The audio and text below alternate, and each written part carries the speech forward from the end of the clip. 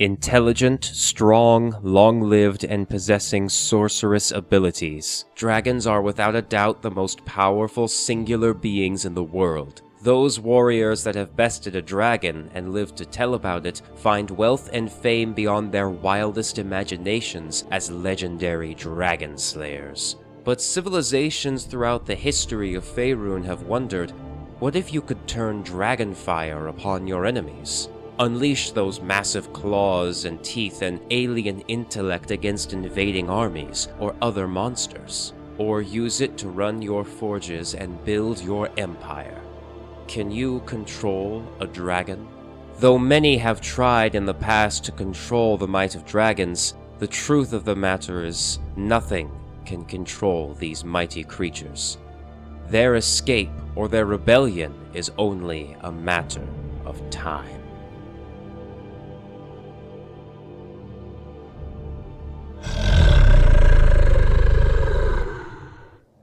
I am sure you've heard of me. I am the Ever-Burning, the Foundry's Heart. I am the Father of the Flame and the Wormsmith of Gracklestug, the most spectacular and valuable red dragon you will have the privilege of laying your eyes upon. But please, call me Themberchaud. The pleasure is all yours, I'm sure. Look at me. Am I not the most opulent and successful of all red dragons, especially those of my age? Look upon my hoard of glimmering treasures. I know every last piece of it by heart. 3,000 platinum coins, 20,000 gold coins, 45,000 silver coins, 150,000 copper coins, 6 fire-red opals, 10 peridot gemstones, 30 gleaming garnets, a gourd filled with mystical oils that turn any blade razor sharp. I have potions that can make you fly, heal grievous wounds, and even lengthen a creature's natural lifespan by decades. In addition to this, I have all the slaves I could ever want, an endless supply of ready and willing servants, or not so willing snacks. And this is what I wish to pay you with, my precious treasures. That and sparing you from a fate in my stomach. The task I wish to give you is complex, and though I have my doubts that your lesser minds could comprehend it in its entirety, I shall do my best to inform you its gravity. Consider the added pleasure of my voice in your ears a perk of the job. You should know of the Underdark, that second world deep beneath the crust of this one. Of course you do. You're already here. And here is where I was hatched, not by one of my own kind. My real parents lived here before me, but I hardly knew them. A sob story for the ages for lesser beings, but my kind were never known for our maternal instincts. The ones who hatched me were the Duergar. Small, dwarf-like humanoids, short, gaunt, and gray of skin, with sunken eyes as hollow and cheerless as their personalities. They fed me and taught me to breathe fire. They gave me gold and other things to make me happy, to make me stay. They told me that this was my lair, deep in the bowels of Gracklestug, the most powerful city of the Duergar, and they would shower me in wealth and food and servants and all other manner of tribute. All I needed to do for them was use my fire to light their forges. I was an exceptionally intelligent wormling, and knew that this was the best deal I could possibly find. The world is a dangerous place for a young dragon, even one of my innate magnificence. Dragon fire is the best fire there is, after all, so it is no wonder they had need of me. No simple flame of wood and coal would do for the weapons the Duergar were smithing. Of course, there are the rivers of molten lava aplenty, but only a fool would try to use it to smith anything. Truly, I was their most invaluable asset, and I knew it. With my own breath fueling their forges, the deep dwarves of Gracklestug maintain their status as the most powerful producers of armaments in the Underdark. earning their title the City of Blades, and I became something of a god to them, showered in tribute, always asking for my blessings of the fire. As I grew older, my body grew larger, to say nothing of all the sacrifices I was devouring, and my flames became more powerful, so I demanded more and more tribute from my gracious business partners. Supply and demand. Thus was my life as the wormsmith of the City of Blades.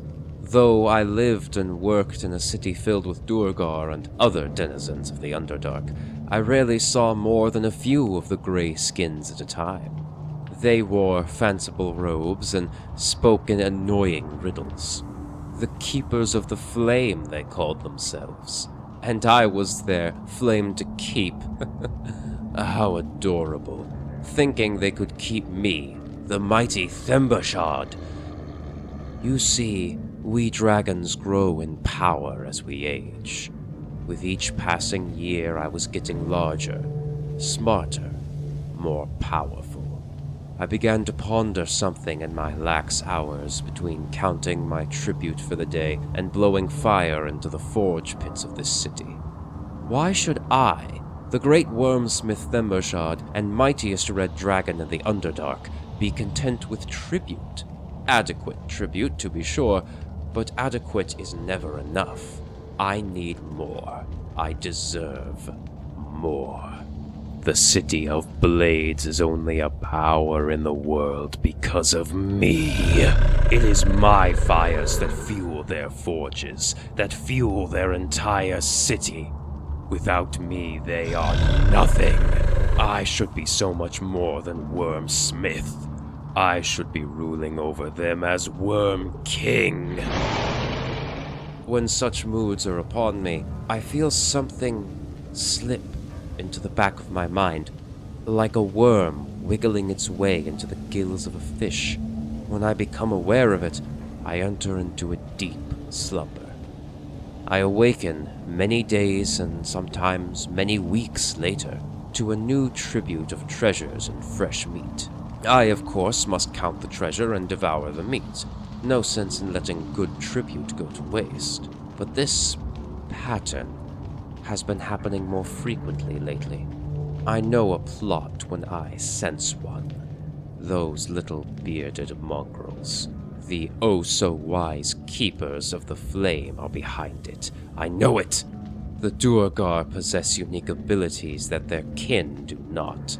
Who's to say they are not manipulating me to quell my flame, to keep it for themselves, for lack of better terms?